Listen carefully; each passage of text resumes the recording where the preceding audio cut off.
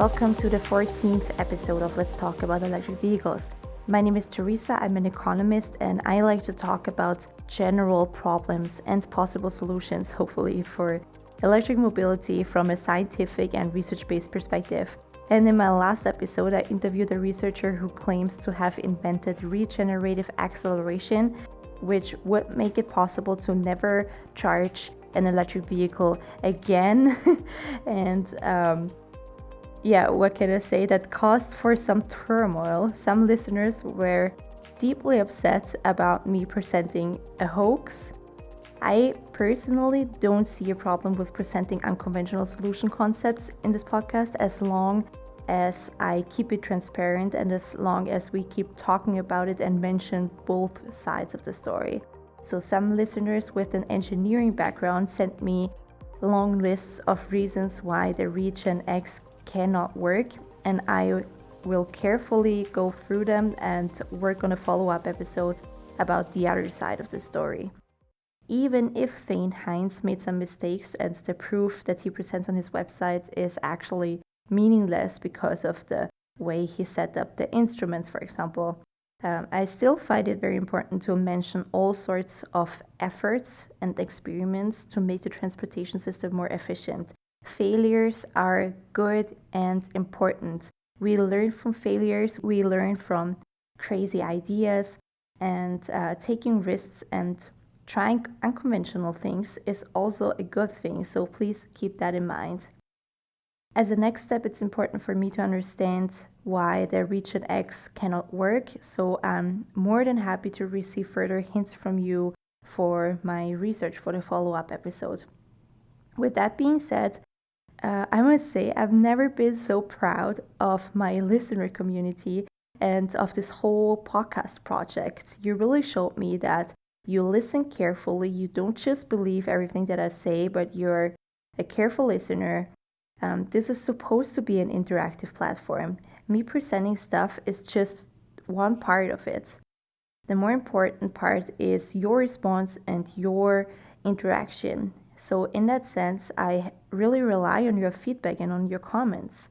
And I cannot emphasize this enough. Please never hesitate to reach out to me if something that I present sounds odd or misleading. One of the comments said that letting a crazy guy like Thane Heinz talk on my show does not only hurt my credibility, but is also toxic for the development of electric cars, as we should only publish sound and accurate information about electric cars in order to be taken seriously in the automotive world. I see your point, I totally hear you, but please don't underestimate how important this kind of out-of-the-box thinking is in order to find creative solutions. Going an unconventional path always comes with risks. So with risks of failing and risks of miscalculating. It is my principle to hear out every creative idea, even if it sounds crazy. Therefore, I don't see a problem with presenting a researcher's unconventional work as long as it stays transparent and as long as I also mention why his product might not work. Other researchers might learn from Thane's mistakes, if he did any mistakes, and they might feel inspired to include these insights into their own research. So that's all my opinion for that matter. Okay, so now we are really moving forward to today's episode. Today's episode is going to be an easy and short one, since I keep hearing that actually back in time when the car was originally invented, it was rather a coincidence that the gasoline car triumphed over the electric motor. The electric vehicle has been popular already 100 years ago. Yes, that's true, for many of the same reasons why they are popular now, but apparently only a coincidence lets the internal combustion engine win the game and leave the electric vehicle almost forgotten for many decades. So I was curious if that is true, like what is the actual history. So whenever I'm curious about something, I just make a podcast episode about it. Therefore, today's episode is just a little reminder of, or a little introduction in the history of electric cars. as it is told by the US Energy Department. In the 19th century, when people started looking for efficient alternatives to horses, which were at the time still the primary mean of transportation, the market was open for all sorts of technologies. A series of breakthroughs, including the battery technology and electric motors, made the electric vehicle have the same potential as the gasoline-powered vehicle. And by the way, another technology that was in discussion was using steam, just like in factories, for example. Researchers both in the US and in Europe have been toying with the concept of a battery-powered vehicle. And there were first prototypes of small-scale electric cars. A British inventor named Robert Anderson, for example, built something like an electric carriage. During the second half of the 19th century, French and British inventors started to focus on more practical electric cars. In the United States, a chemist called William Morrison built a passenger car with a top speed of 14 miles per hour. Around 1900, electric vehicles account for about a third of all vehicles on the road, but recall that the horse was still the main mean of transportation. New York City even had a fleet of more than 60 electric taxis. So for about 10 years, there was a high diversity of cars on the street, including gasoline-powered cars, steam-powered cars, and electric-powered cars. The electric vehicle became very popular in urban areas.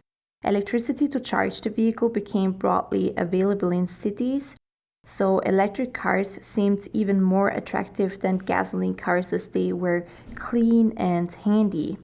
Because at the time, gasoline cars still relied on the hand crank in order to start it, and also it had unpleasant emissions and changing the gear was just uncomfortable.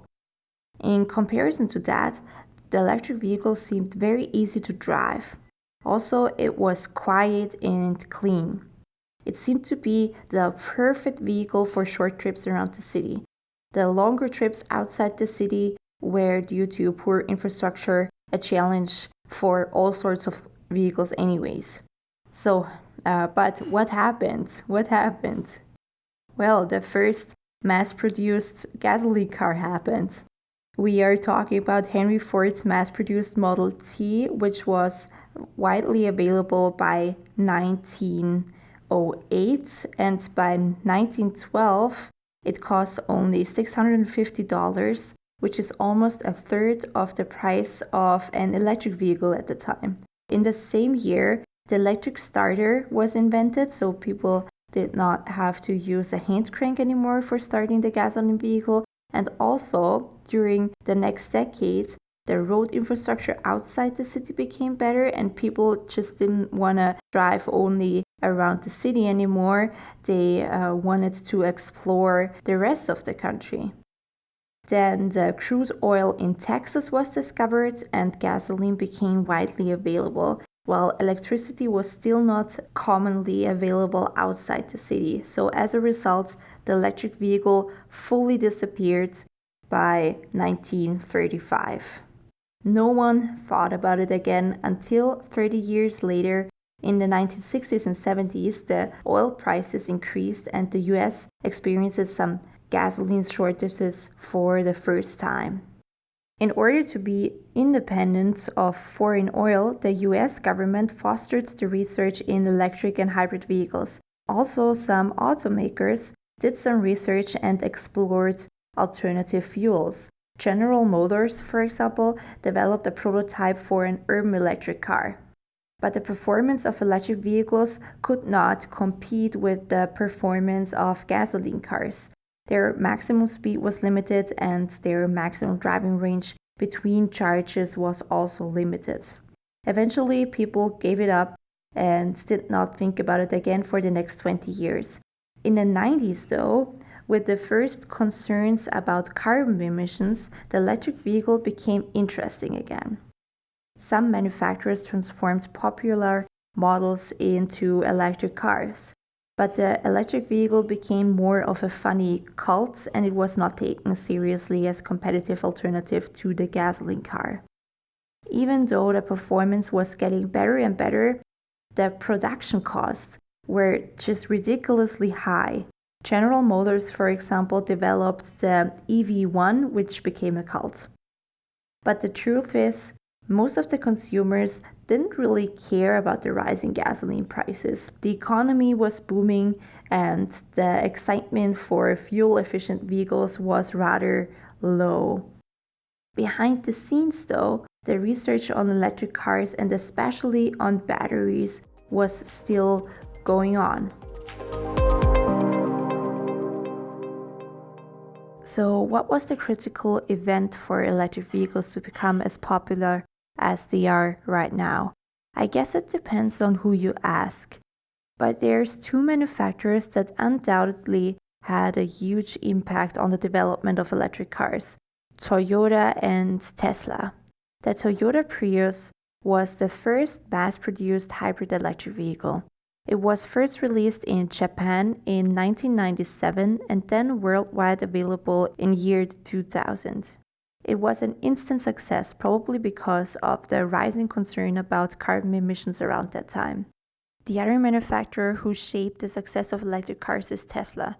Their announcement to produce a luxury electric car with a driving range of 200 miles attained a lot of attention. After Tesla's success, other manufacturers started to produce their own electric vehicles. In 2010, both the plug-in hybrid Chevy Volt and the battery electric vehicle Nissan Leaf were introduced to the market.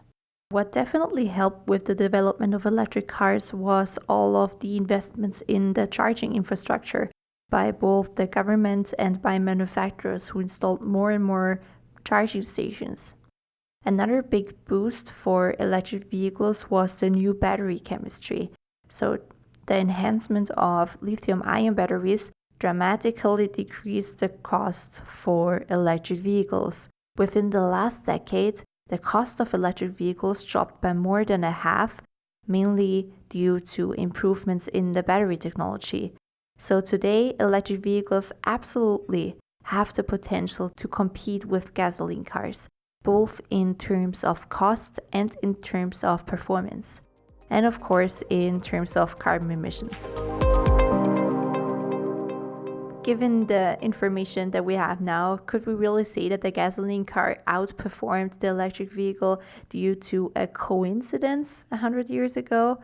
I don't know. It seems like a lot of incidences that led to the gasoline car to win over the electric vehicle back in the 20th century. But nevertheless, what we hopefully learned from this episode is to not perceive a current technology as undisputed champion just because it outperformed 100 years ago. The circumstances today are totally different.